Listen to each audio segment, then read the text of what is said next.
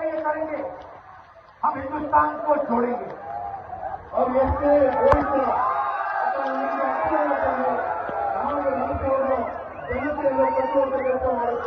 और बेरोजगारी का और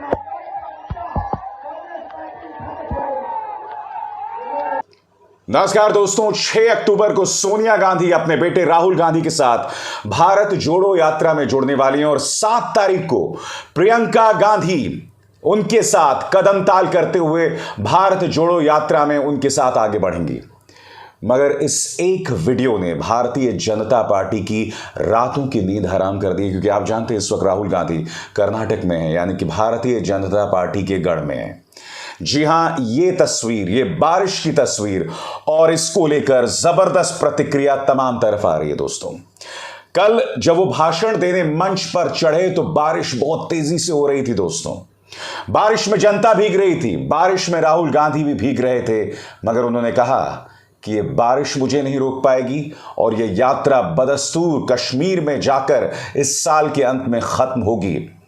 राहुल गांधी का कारवां भारत जोड़ो यात्रा जो है वो बदस्तूर जारी है और इस एक तस्वीर ने कहीं ना कहीं भारतीय जनता पार्टी के रातों की नींद हराम कर दी है। वो बीजेपी जो लगातार झूठे और भ्रामक प्रचार से राहुल गांधी पर निशाना साध रही है।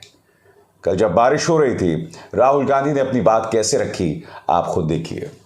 कन्याकुमारी से कश्मीर तक ये यात्रा चलेगी, रुकेगी नहीं। बारिश आ रही है, बारिश ने इस यात्रा को नहीं रोका। गर्मी, तूफान, ठंड इस यात्रा को नहीं रोकने वाली, क्योंकि यही हिंदुस्तान का इतिहास है, यही हिंदुस्तान का डीएनए है। और बीजेपी ने भ्रष्टाचार के सब रिकॉर्ड तोड़ दिए हैं। हर चीज में 40% कमीशन लेते हैं और 13,000 स्कूल एसोसिएशन ने कहा कि 40% कमीशन उनको देना पड़ रहा है। ना प्रधानमंत्री ने कार्रवाई की, ना चीफ मिनिस्टर ने। बेरोजगारी बढ़ती जा रही है। नोटबंदी और जीएसटी ने छोटे व्यापारियों का, स्मॉल और मीडियम बिजनेसेस की रीढ़ की हड्डी तोड़ दी।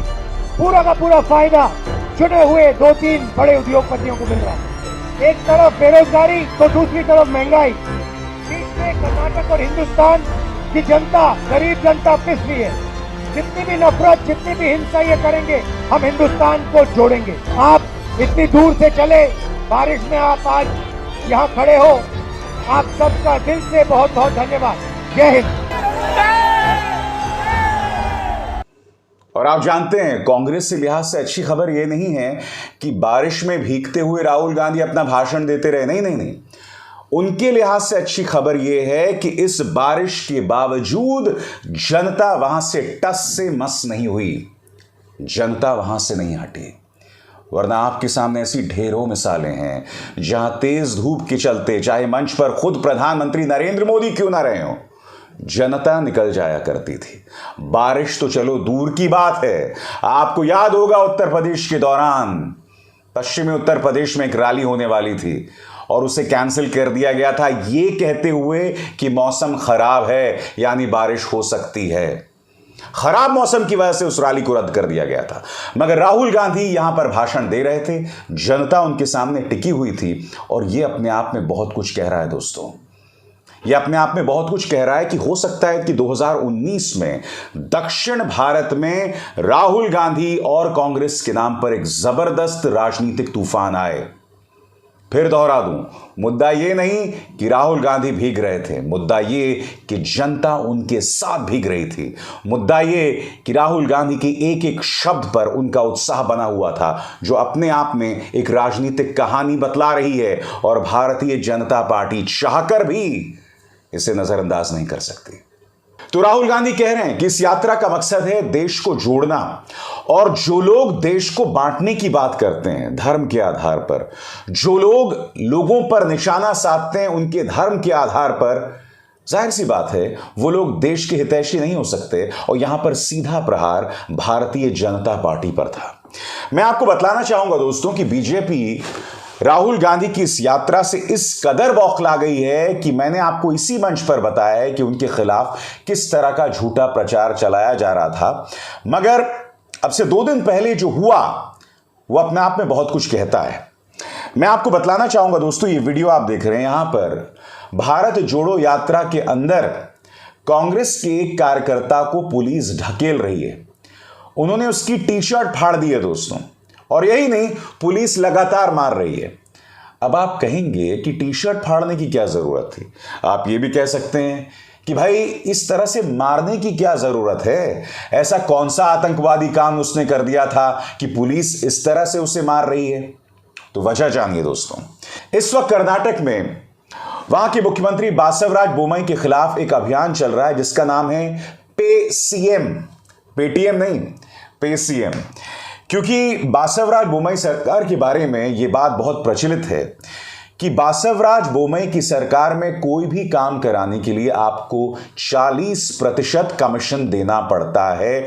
यानी कि भ्रष्टाचार की तमाम हदों को पार कर दिया है उनकी सरकार ने। उसी के चलते कांग्रेस का प्रचार तंत्र उनके खिलाफ ये नायाब विरोध लेकर आया है। वो इस तरह की जो पेसीएम के बैनर्स, इस तरह के पेसीएम का प्रचार जो है तमाम जगह कर रहे हैं कि मुख्यमंत्री को पैसा दीजिए, काम करवाइए। कभी कभी वो काम भी नहीं होता है पैसा देने के बावजूद, जिसमें आप देख सकते हैं कि 40% कमीशन का जिक्र पेसीएम में किया गया है, करोड़ों की घूस देने की बात पेसीएम में की गई है। तो जब एक व्यक्ति ने राहुल गांधी की भारत जोड़ो यात्रा में पेसीएम की टी शर्ट पहन ली थी तो पुलिस ने सबसे पहले तो उसकी टी शर्ट उतारी, उसके बाद उसकी पिटाई की।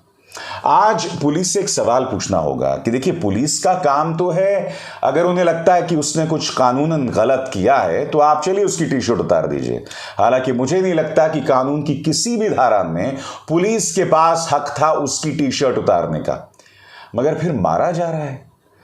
मैं इस पुलिस से पूछना चाहता हूं कि आप जिस मुख्यमंत्री की इज्जत के लिए उस कांग्रेस के कार्यकर्ता को मार रहे हैं, वो रिश्ते में आपके क्या लगते हैं बताइए।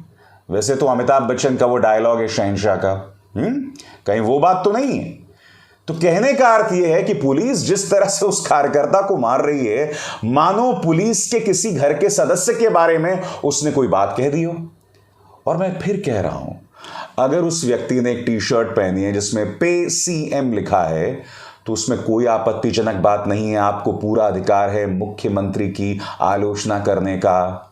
भाई, अब तक तो सिर्फ प्रधानमंत्री नरेंद्र मोदी की आलोचना को देशद्रोह माना जाता था, अब बासवराज बोम्मई की आलोचना को भी देशद्रोह माना जाएगा।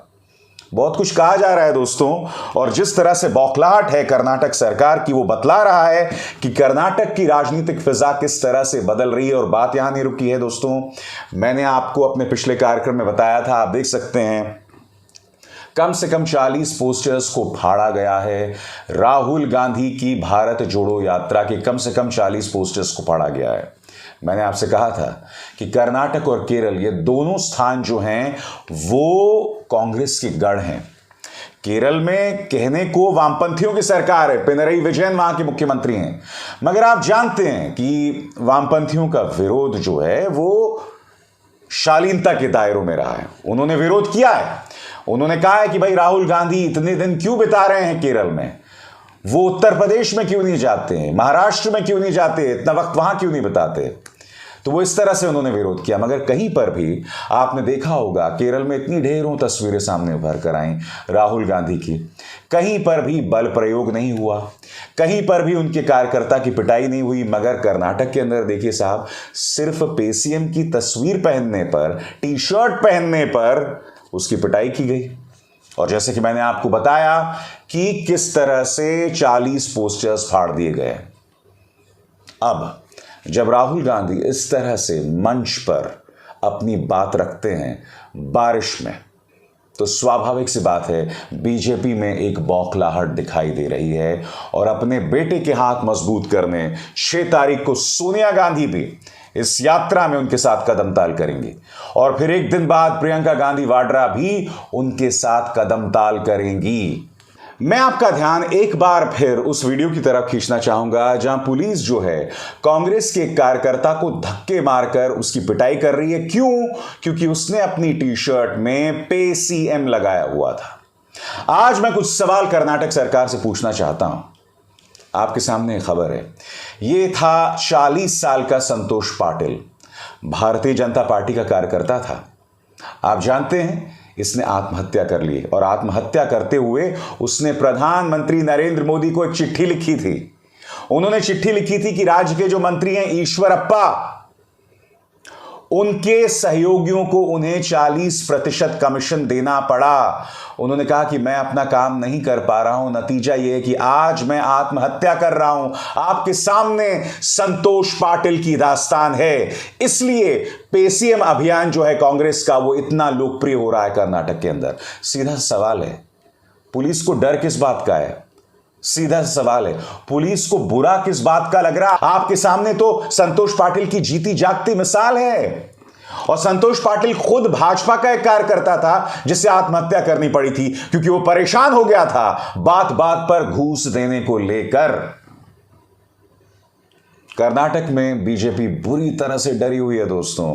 यही वजह है कि इन दो तस्वीरों ने, पहली तस्वीर आप देख रहे हैं राहुल गांधी जिस तरह से बारिश में भीगकर अपनी बात कह रहे हैं, और दूसरी तरफ पुलिस की बौखलाहट की यह तस्वीर जिसमें कांग्रेस के कार्यकर्ता को इस तरह से मारा जा रहा है। और अभी शुरुआत है। मैं दावे के साथ कह सकता हूं कि आने वाले दिनों में कर्नाटक के अंदर राहुल गांधी को कई मुश्किलों का सामना करना पड़ेगा, क्योंकि आप जानते हैं यात्रा शुरू हुई थी और उसके बाद से राहुल गांधी पर किस तरह से हमला हो रहा था। हमला नंबर 1, उनकी टी शर्ट पर प्रहार, उनकी 41,000 की टी शर्ट पर प्रहार, और इसका जिक्र किसी और ने नहीं, माननीय गृह मंत्री अमित शाह ने अपनी रैली के किया था। उसके बाद आपको याद होगा राहुल गांधी की एक तस्वीर थी उनकी अपनी भांजी के साथ, और वो अपनी भांजी की मेहंदी देख रहे थे। इस तस्वीर पर भी भारतीय जनता पार्टी के नेता ने अश्लील बयान दिया था, वाहियात बयान दिया था। और फिर कौन भूल सकता है भारतीय जनता पार्टी के विवादास्पद प्रवक्ता माननीय संबित पात्रा। जी हां, वही जो न्यूज़ चैनल्स में अक्सर उई उई पुई पुई करते पकड़े जाते हैं, वो संबित पात्रा जिन्होंने इस तस्वीर पर एक वाहियात टिप्पणी की थी, इस तस्वीर को लेकर धार्मिक तुष्टीकरण का आरोप लगाया था। और फिर आप भूल गए ये तस्वीर, इस लड़की ने अचानक आकर राहुल गांधी को गले लगा लिया था। राहुल गांधी ने उनके बालों पर हाथ रखा था। पहले तो ये दुष्प्रचार किया गया कि ये वही लड़की है जिसने पाकिस्तान जिंदाबाद के नारे लगाए थे। बाद में जब वो झूठ पकड़ा गया तो बीजेपी महिला मोर्चा की उस नेता ने अपने उस ट्वीट को हटा दिया, मगर फिर भी एक वाहियात बयान दिया। क्या? कि राहुल गांधी लड़कियों पर झपट क्यों पड़ते हैं, पकड़ क्यों लेते हैं, जबकि वो तस्वीर बताती है दोस्तों कि उसमें ना झपटने वाली कोई बात दिखाई देती है, ना पकड़ने वाली बात। ये उन नज़रों का दोष है कि अगर उन नज़रों के जरिए इस तस्वीर में भी आपको कोई अश्लील चीज दिखाई दे सकती है। इस तरह की ढेरों तस्वीरें सामने आ रही है दोस्तों, और भारतीय जनता पार्टी की बौखलाहट नजर आ रही है। और यकीन मानिए, जैसे मैंने आपको कहा, यह महज शुरुआत है। आने वाले दिनों में हालात जो हैं और बदतर होने वाले हैं और चुनौतीपूर्ण होने वाले हैं राहुल गांधी के लिए। अभिसार शर्मा को दीजिए इजाजत। नमस्कार।